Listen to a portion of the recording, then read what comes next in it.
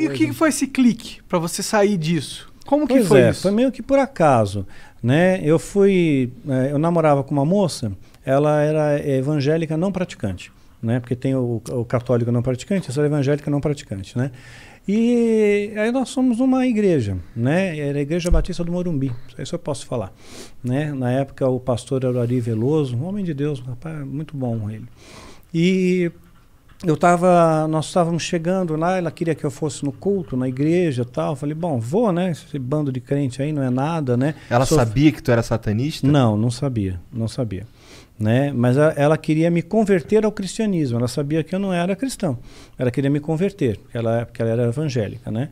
Então ela me levou, fui nesse culto aí, né? E pensei, beleza, né? Eu sou filho do fogo, fogo não me queima, né? Eu sou das sombras, né? Isso aqui não é nada para mim, né? Mas quando eu estava entrando, tinha uma banda de louvor tocando, né? E era um louvor genuíno, verdadeiro, uma adoração verdadeira, né? Pura, né? Porque era um show. Não era um show, não era um espetáculo, né? Não é como... sabe aqueles louvores mais antigos? Sérgio Pimenta, Guilherme Kerr, né? Nelson Bomilcar, não sei se você conhece. Aí eu já não manjo. Uns bagulho meio harpa cristã? Não, harpa cristã não. Tá. Não, aí é muito bitolado. Tá. Né? Tinha, sim, a bateria, a guitarra e tal. Né? Mas não era um órgão? Não era um órgão. Então era o tal do grupo do Milad, do Nelson. E eles estavam cantando uma música que eu lembro até hoje, a letra, é meu, somente meu, todo o trabalho, e o teu trabalho só descansar em mim. Naquele dia, aquela música, aquela canção, aquelas notas musicais me mandaram para o chão, eu caí. Eu perdi os sentidos ali, somente se eu escutar o som daquela música. Hoje, essa música me mantém em pé. A letra dessa música me mantém em pé, né? Então caí, perdi os sentidos, de repente eu abro os olhos assim, tem um cara em cima de mim urrando no meu ouvido, qual é seu nome, qual é seu nome, fala qual é seu nome, porque as pessoas acham que você tem que saber o nome do demônio para expulsar o demônio, né? Mas não tem isso, né? Todo demônio se sujeita ao nome, que está sobre todo nome, que é o nome de Jesus, né? Então, eu falei meu nome e tudo, e levantei, né? E aquela moça, a família toda ficou toda estarrecida de ver aquilo, né? Falaram que foi uma cena horrível e tudo mais. Eu não vi, né? Mas só as pessoas que... Tu só apagou? Apaguei, né? E não vi o que aconteceu.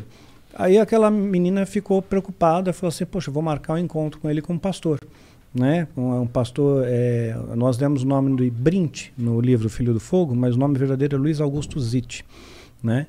E um homem de Deus, um pastorzão mesmo, coração puro, um homem de Deus. Aí peguei, ela marcou encontro com ele. E aí eu peguei e falei, tá, eu vou fazer um feitiço contra ele, vou fazer ele ficar doente. O lance de tu cair na igreja lá, perder o sentido, ter um cara ali falando contigo ali, isso não te desmotivou de forma nenhuma? Não me desmotivou, não. Fiquei indignado com aquilo. Eu queria entender o porquê. Eu perguntei lá no satanismo, para os sumos sacerdotes. Eles falavam que eu não estava pronto para entrar ainda numa igreja. Naquele momento, aquele grupo tinha, digamos, o que a gente pode chamar de unção. Né? Aquele grupo tinha. Então, essa unção, ela realmente repudia. Você não tem poder contra isso. Né? Não tem poder contra esse poder.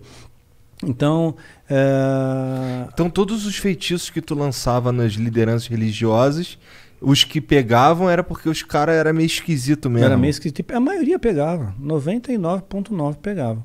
Né? Então, porque sempre tinha uma coisa por trás, né? Sempre tinha uma coisa de bastidor.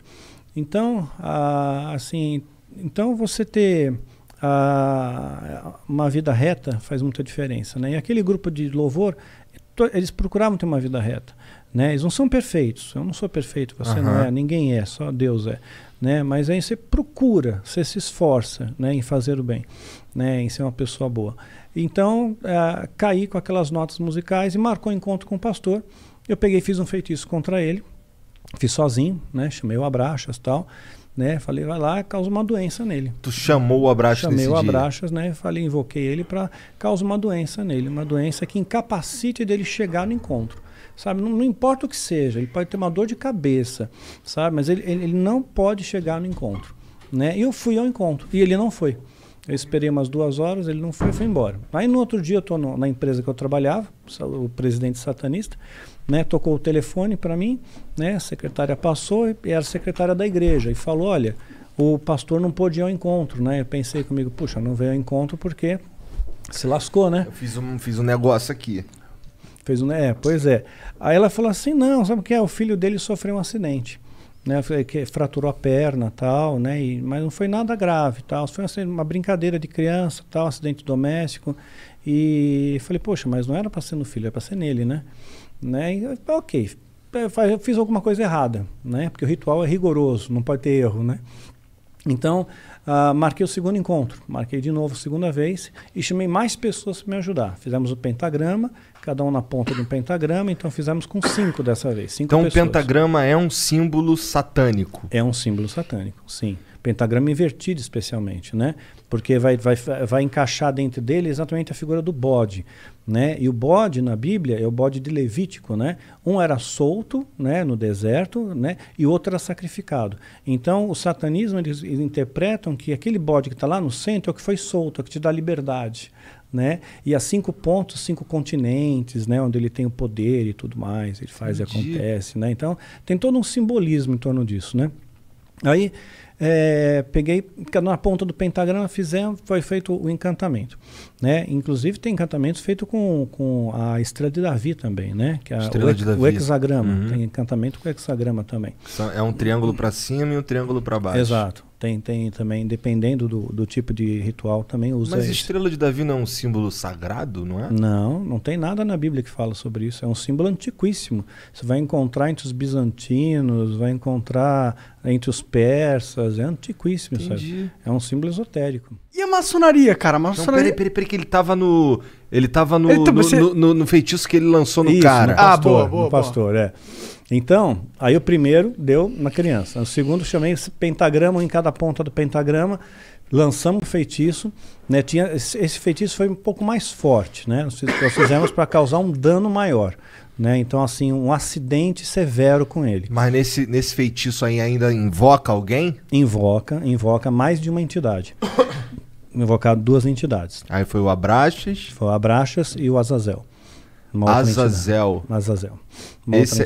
Esse é de qual? Esse daí qual que é? Porque assim, qual é a pegada dele? Qual que é a pegada do Azazel? O Abraxas domina São Paulo, estado de São Paulo. Sim. E o Azazel?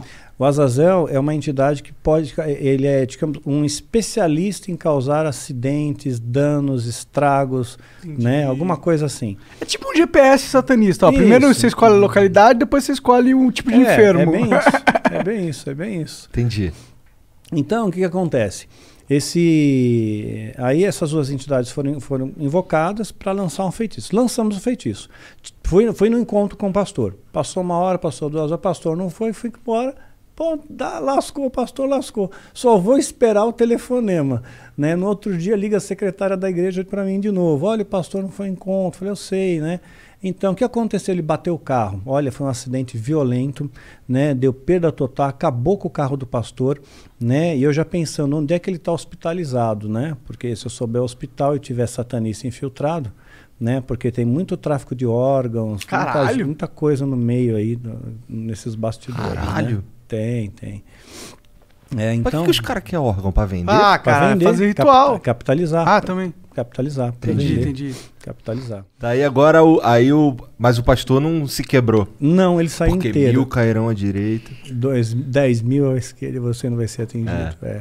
E ele falou, mas o pastor não sofreu um arranhão, glória a Deus, né? Fiquei com tanta raiva daquela secretária, vontade de dizer para ela, me dá seu nome completo, data de nascimento, feitiço é para você agora. Voltando ao pastor, lançou o feitiço. Perda total no carro, o cara tá inteiro. Aí eu peguei e falei, não é possível, né? Aí falei com os sumos sacerdotes. E os sumos sacerdotes falaram, realmente, você é filho do fogo, fogo não queima, isso, aquilo, né? Mexeu com todo mundo. Nós vamos fazer um feitiço, vamos acabar com ele. Vamos oferecer 13 vidas pela vida dele. Eita! Caralho! Ou seja, se ele morresse, 13 vidas seriam ceifadas em ritual, né? Para pagar os demônios. Como se escolhe essas vidas? Olha, alguns se voluntariam, outros pais doam seus próprios filhos ou sequestro. A maior parte por sequestro. É o que eu te falei, pessoas desaparecidas. Muita gente desaparecida. Mas aí o cara... E aí, foi feito o ritual? Né? O cara, aí foi feito o ritual, com sumos sacerdotes, né? Aí esse ritual não posso entrar em detalhes. Esse aí é bem mais pesado. Né? Foi feito o ritual e eu tive certeza plena, né? Que realmente aquele homem, ele ia morrer. Mas materializou uns caras? Materializou. Quantos dessa vez? Materializou 9. Caralho! 9. Bem no 9. É 9, né? 9. Nossa. Abraxas, Azazel, Astarote. Astarote, Asmodeu, Leviatã, Abaddon. Ih, o Abaddon põe o escudo em mim. Já escutou em Abaddon? É que Abaddon tem um herói no Dota, que é um jogo que a gente joga. Ah, sim.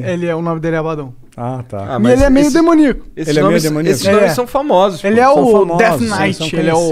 Eles vão parar na mídia mainstream e vira e mexe. Azazel, já vi vários filmes. Nos filmes ele aparece como o Anjo da Morte. Tem o Astarote também, já ouvi falar. Sim. Já ouvi falar de vários. Mas aí, fez o ritual, o que rolou depois? Fez o ritual, então, eu tinha certeza que aí o homem ia morrer. Porque o ritual já era para matar ele. Né? Então, ok, né? Se é para matar, que morra logo, né? E marquei outro encontro. Mas assim, eu fui triunfante naquele encontro, né? Eu fui regozijante, todo feliz, imaginando, puxa vida, eu vou pegar... Não vai ter encontro? Não vai ter encontro, né? Esse cara não vem, já era, está lá visto, olhava para a secretária e ficava pensando, quero ver você falar agora alguma coisa para mim, né? E eu já deu 2 horas, eu cansei, né? Tô indo embora, né? Bem na hora que o pastor chega, ele chegou.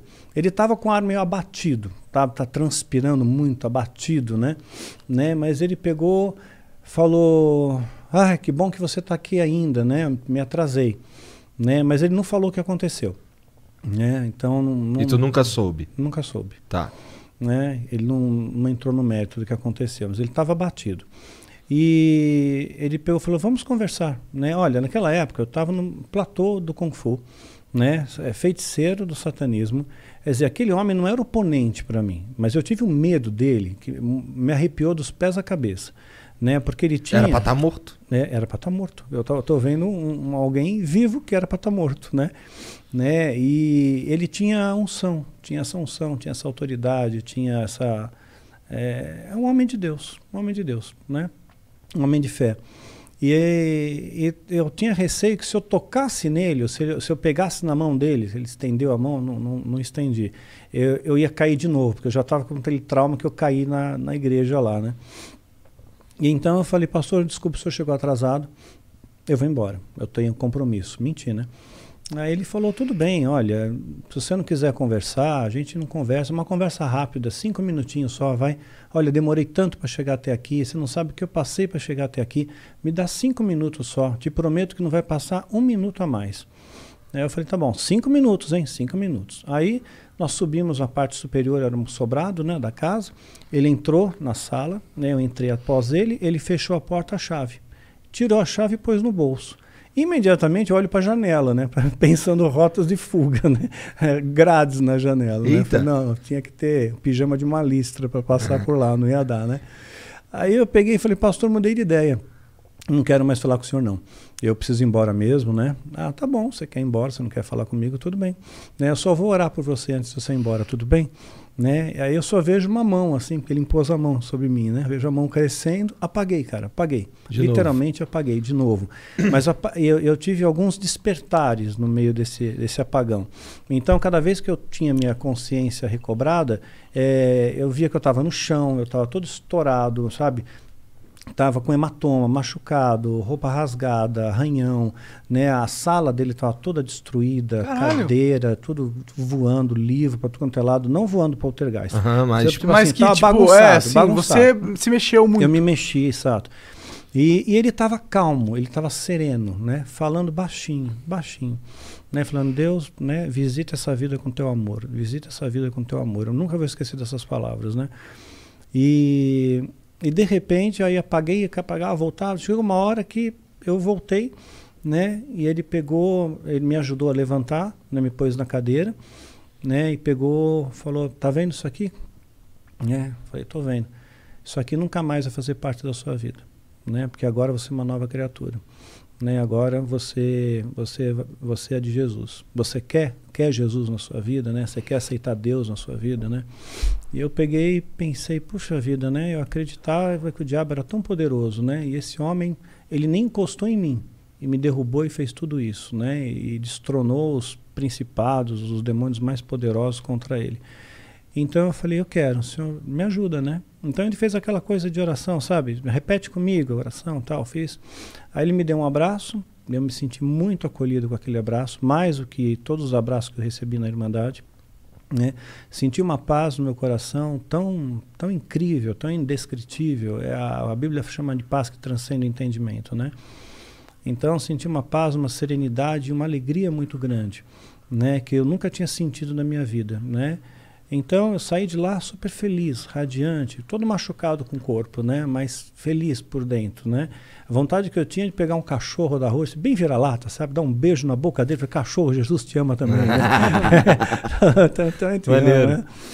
Aí cheguei em casa, ligaram para mim, teve 2 sacerdotes do satanismo que me incomodaram muito. A gente só não enlouqueceu, eu e minha esposa, porque realmente Deus não permitiu. Tu já estava casado nessa fase? Não, aí? Né, nessa fase aqui eu namorava. Tá. Né? Namorava com uma outra moça, Tá. não era conhecia essa daí, veio posterior. Tá. Né? Esses sacerdotes começaram desde aquela época, desde a minha conversão. Eu tinha quase 26 anos, eu tinha 25 anos e 8 meses, né, quando me converti. Então, eu conheci a minha esposa com 27. Né? Então, levou Na igreja? Conheci na igreja. Tá. Né? Então, eu não era muito de frequentar a igreja, né? Mas ela estava fazendo um grupo de teatro, né? E precisava de alguém que praticasse algum tipo de esporte, né? Para fazer uma cena lá. E como eu já praticava Kung Fu, eu falei, eu posso fazer uma sequência aí. Aí eu entrei, a gente acabou se conhecendo, namoramos, noivamos, casamos. Entendi.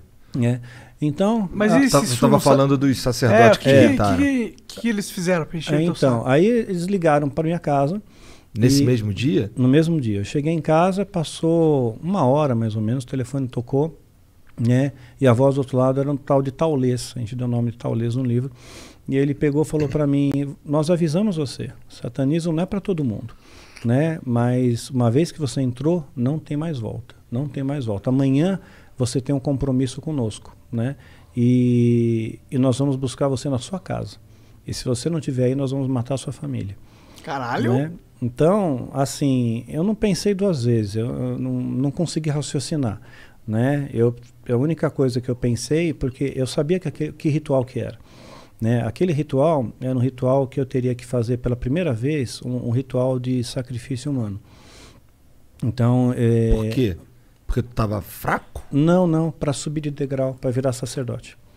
Né? Então, estava marcado, estava me preparando para aquilo, entendendo os princípios, conceitos, aprendendo os rituais, aprendendo o uso das ferramentas, né, que são utilizadas. Né? E eu conheci a pessoa, conheci a menina de 9 anos. Os pais doaram a filha, né, para ser sacrificada em troca de poder, de glamour, de beleza e tudo mais. Os pais, a filha era nada. A filha não tinha um vínculo. Eu acho isso inimaginável. Eu também. Inimaginável. Eu não consigo entrar isso na minha cabeça. Mas tem gente que faz isso. Tem pai que estupra o filho. Né? Né? Então, quer dizer, é inacreditável. A maldade existe, né? Maldade existe. Né? Então... eu conversei com a menina, né? Eu lembro de ter olhado nos olhos dela, conversei com ela. Ela estava no preparo, tem uma espécie de jejum, né? E ela, sem entender o que está acontecendo, porque transforma a vida dela, ela é tratada como uma princesa, né? Então, conversei com ela e aquilo ficou na minha cabeça, né? Então eu falei, não, puxa vida, Deus me livrou bem na véspera de fazer isso. Falei, então é para eu não ir mesmo, né? Eu peguei minha bicicleta, eu morava na Pompeia, pedalei até o Parque de Ibirapuera, onde tem o batalhão do Exército. Aí parei com a bicicleta bem lá em frente, falei, quero ver me pegarem aqui em frente ao Exército, né? Tô protegido, né? Mas aí foi caindo a noite, né? E eu fui vendo as estrelas, tal. Passei a noite lá, no gramado, né? Daí sentado. E eu fiz a minha primeira... Soprar essa porra pra lá, cara. Não, soprar pra lá. Pra não jogar fumaça nele. Tá, é vapor. Não, tá, não é vapor d'água, tranquilo. Aí o que aconteceu? eu comecei a ver cada uma daquelas estrelas e comecei a pensar, puxa vida, Deus fez cada uma dessas estrelas, né? Deus fez a grama que eu estou deitado, né? Deus fez todas as coisas. Deus vai me proteger. Aí eu fiz a minha primeira oração sozinho, não sabia orar, né? Eu falei, Senhor, você lembra de mim? Olha, eu sou o Marcelo. Marcelo que se converteu ontem. Lembra lá na casa no Cusite, né? Olha, eu moro na rua tal, número tal, RG, CPF, grupo sanguíneo, né? Passei os dados para Deus. Aí eu tenho certeza que os anjos me guardaram naquele dia. Foram anjos que se acamparam ao meu redor. Porque a Bíblia fala que os anjos se acampam ao nosso redor. A gente não tem ideia do que é isso, né? Um anjo de Deus, um anjo, derrotou um exército de Senaqueribe, 185 mil homens, um anjo. E Deus dá ordem para esses anjos acamparem ao nosso redor. Então a gente não tem ideia da proteção espiritual que a gente tem, né? Quando você realmente tem Deus no seu coração. Então, foi o que salvou aquele pastor, né? Foi o que salvou aquele pastor, com toda certeza. Mas você tem que ver a história dele. Eu vou contar até o fim, se você permitir. Claro. Né? Então, ela está descrita no final da série Filho do Fogo, no livro Catedral das Sombras. Né? A primeira história é a história dele. Né? Eu tenho no celular até, depois eu te mostro fora, né? Para te mostrar um detalhe, né? Para não expor a pessoa. Tá bom. Mostrar a sombra atrás dele, o tamanho do demônio que estava atrás dele. Né? Então, o que aconteceu? Esse pastor era a minha única referência que eu tinha, era ele. Né? Então, quando ligaram para os ordens que me ameaçou, né? Eu pedalei, fiz aquela oração, voltei para casa, tentei ligar para o pastor. Não consegui mais falar com ele, perdi contato total com ele. Ele não está mais na igreja, ele saiu, ele não trabalha mais aqui. Né, perdi contato e fiquei em desespero, porque ele era a única referência, era o meu esteio, né? Falei, como é que eu sozinho vou lutar contra uma organização, uma seita, um monte de gente que se protegem, podem me sequestrar, podem me sacrificar, vão me cremar, vou virar pó e sumo, simplesmente desapareço, né? Então, o Zórdico falou aquilo para mim. Né? No dia seguinte, que seria o dia que eles teriam que vir me buscar, eu também não fiquei em casa, né? Saí também, né? Para eles não me acharem, e nada aconteceu com a minha família, né? Ainda pedi para Deus, Deus guarda a minha família. Não ia contar para minha mãe, se vier uns caras estranhos aqui e tal, né? Não falei nada. Tua família também não sabia que tu curtia essas paradas? Não sabia. Tá. Sabia que eu saía, né? Que eu dava umas sumidas às vezes, né? De uma semana, mas era normal, né? Falei, vou passar uns dias lá com a minha alma gêmea, né? Com a fulana lá. De certa forma ia mesmo, né? Ia mesmo, né? Então... Só não era alma gêmea, mas tudo bem. Não era alma gêmea. Quando você descobriu que ela não era alma gêmea? Na verdade, você vê uma incompatibilidade, né? Você tem muita ilusão. Se a pessoa fala muito em cima da sua cabeça, aquela pessoa é só alma gêmea, olha só como que é, como que não é, né? E era uma moça bonita, né? Então, até hoje ela é uma moça bonita. Né? Só que ela continua... Tem contato ainda ou não? Não. Ela continua no satanismo, ela não saiu. Ela continua lá até hoje. Né? E aí, minha esposa nunca permitiu que eu evangelizasse. Né? Por motivos óbvios. Né? Se for alguém para evangelizar, não vai ser você, filha da puta. Você não, né? Você não, né? Mas aí o pastor que tu nunca mais achou, como é que foi? Então, aí não achava mais o pastor. Mas eu tava com receio também da retaliação deles, né? Da Irmandade. Pegar tua família, pá. Pegar minha família. E fiquei pensando na menina, né? Então, de repente, eu peguei e fiz uma oração sincera com Deus. No mesmo local que eu fazia meus rituais. Na casa da minha mãe tinha um porão. Eu fazia muitos rituais lá.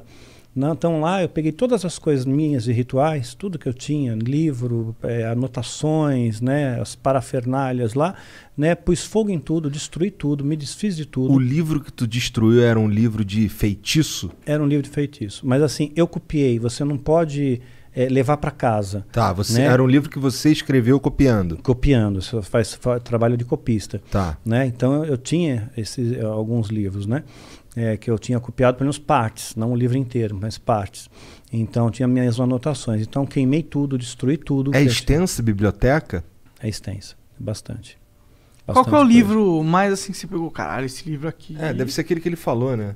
Qual mesmo? Não lembro. Eu também não lembro o nome. Tem um dos mais poderosos da alta magia que eles consideram é a clavícula maior de Salomão. Sim. A clavícula menor, né, e a chave de Salomão. Você falou que esses não são muito verídicos. Não, esse daí é o que você vê você compra isso.